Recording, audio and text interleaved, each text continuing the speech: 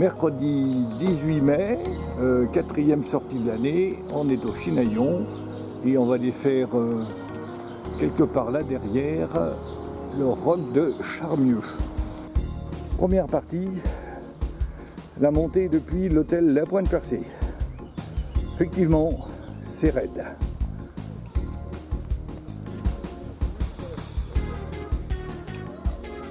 C'est même très raide. Alors là, on traverse la route qui monte au Chinaillon. Alors, le sentier est parsemé de ce petit panneau.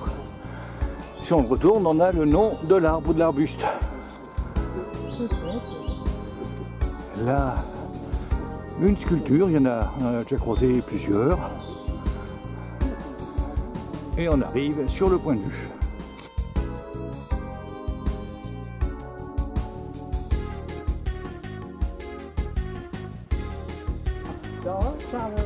Donc, du point de vue, forcément, les Aramis.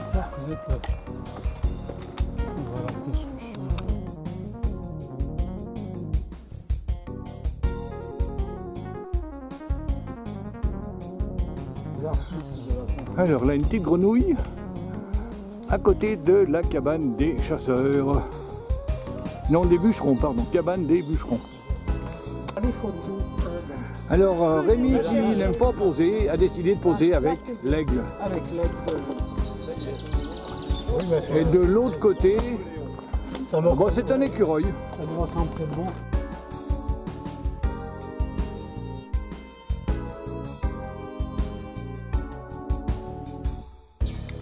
Parce que c'était un banc.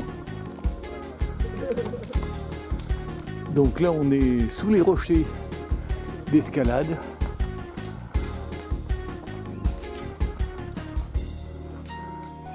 C'est assez intéressant. Normalement, le chemin est fermé, mais il n'y a pas l'air d'avoir de problème aujourd'hui. Fin du chemin sous les falaises d'escalade, on arrive à un petit alpage avec un magnifique chalet.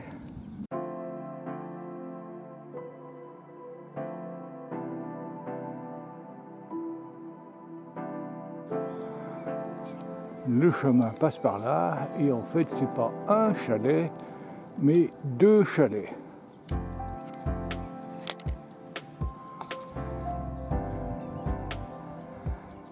Une petite vue depuis les chalets de l'Athanase. C'est pas mal. Alors, dans un premier temps, on a pris le chemin qu'on distingue en bas, là, juste derrière l'état de bois, parce qu'on n'a pas vu l'entrée du chemin qui est ici, caché derrière tous ces troncs, qui arrive dans un petit alpage, et là on a le premier panneau qui nous permet de reprendre normalement le bon chemin. Première vue sur l'objectif. Ça doit être le sommet côté sud, donc il faut aller chercher de l'autre côté. Et on est juste sous les parchets. Très bel alpage.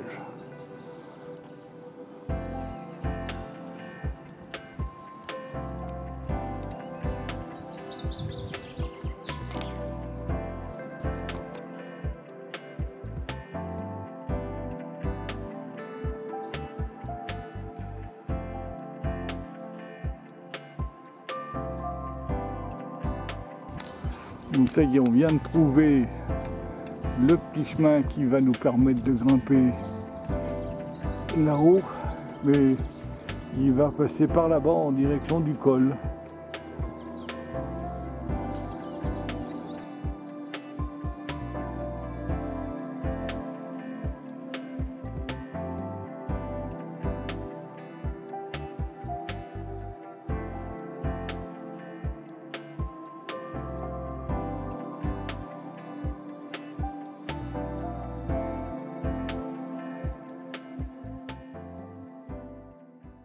Mais après, Bon, quand on arrive du Grand Bornand, on arrive et puis après c'est fini, on peut plus devant ce dilemme. Il y a un petit bout de chemin sur la gauche, il mène nulle part. Et vous pouvez essayer de grimper à travers la forêt, mais c'est pas garanti. Donc il faut prendre le chemin qui descend sur environ 500 mètres. Et après il faut tirer sur la gauche. Voilà, le chemin descend, remonte, zigzag. Non, il reste tout droit en fait. Alors on passe une petite clôture en ficelle et on continue, c'est pas fini.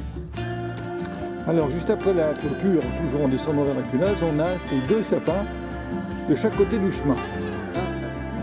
Il y en a un qui a la flèche, qui descend à la culasse. Et au pied du sapin, vous avez déjà un premier chemin où, à ce niveau-là, en direction d'un petit arbre mort. Voilà, quand on vient du Grand Bornand, on va arriver comme ça. Et on raccorde le chemin ici. Mais parfaitement visible après. Il n'y a plus qu'à suivre. Alors le chemin est marqué avec des traces de peinture blanche. Et c'est un chemin qui est déjà bien raide.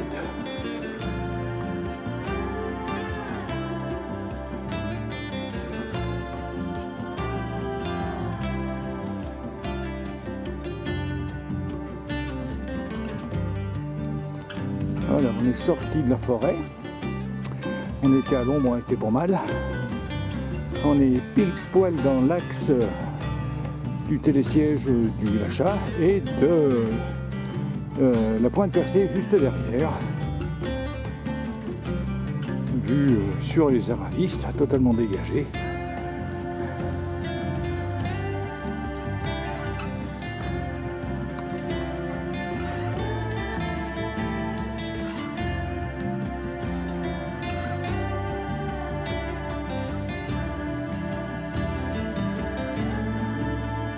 Voilà, le chemin sort après un petit passage où il faut mettre les mains, 2 mètres toujours, rien d'important.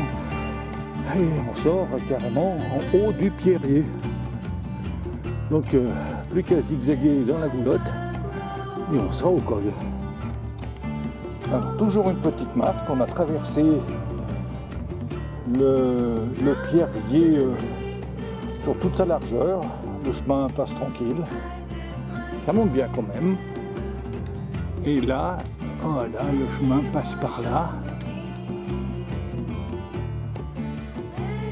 et continue par là-bas. On n'est plus très loin du sommet. Alors, le chemin est un petit peu technique quand même, mais ça se monte relativement facilement. Voilà, c'est des passages comme ça. Par contre, le vide n'est jamais très loin. Petite vue arrière du chemin. Il monte. Et ce qui nous attend encore, c'est par là. Mais on est à 2 pas du col. Alors on arrive tout au sommet du pierrier. Au départ, on prend sur la droite. Et après, il y a une marque là-haut encore. Les marques vont chercher les gros rochers stables. Voilà, 1h45 de montée et on arrive au col. Bon, on a marché tranquille en faisant des petites pauses. Voilà, le col est là. Avec d'un côté, c'est les plateaux des Glières qu'on voit là-bas au fond. Et champ laitier après, je dirais.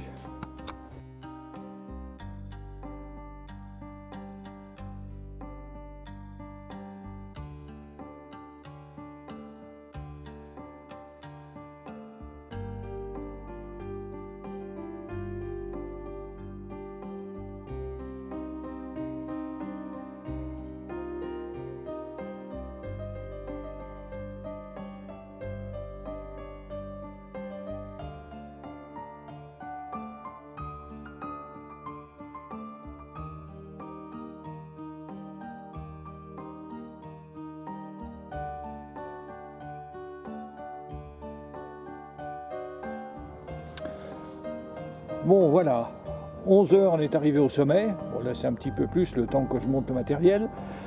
Et la vue est absolument magnifique, comme c'est tout dégagé, il n'y a presque aucun nuage. Et là, juste en face de nous, on attaque tout de suite avec l'aiguille verte, le roc des Tours El Jalouvre. Si on tourne par là, on a les monts du Chablais, côté suisse même.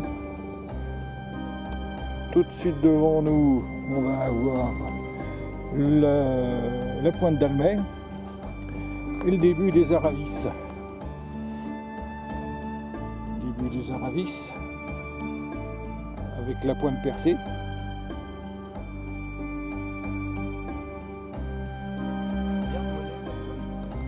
On arrive au milieu avec juste dans l'axe du Mont Blanc, on a la pointe de Tardevant. Du coup, le rapace, il a pas eu Oh les Aravis.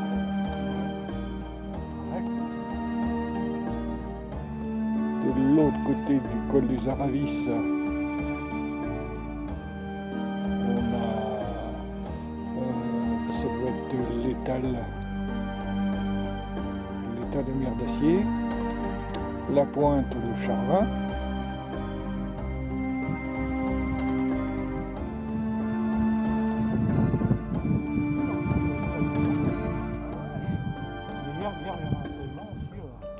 La Tournette, le Lachat, on arrive sur le plateau des Glières avec tout au fond la Québlette, la pointe de Puvat, la deuxième j'ai perdu son nom, le plateau des Auges.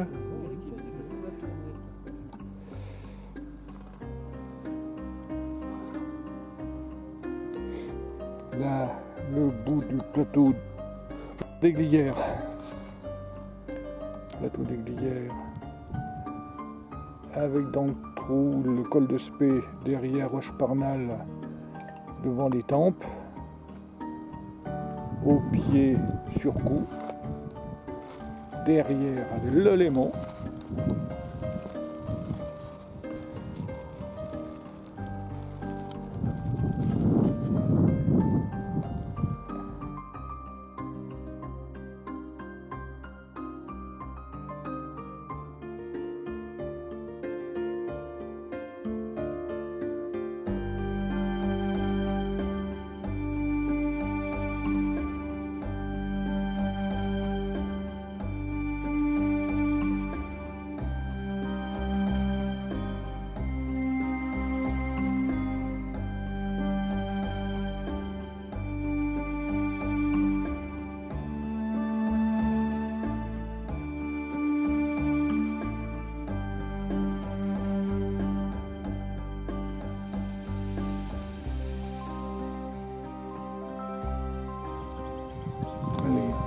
Un gros plan sur ce vieux chalet, mais c'est magnifique.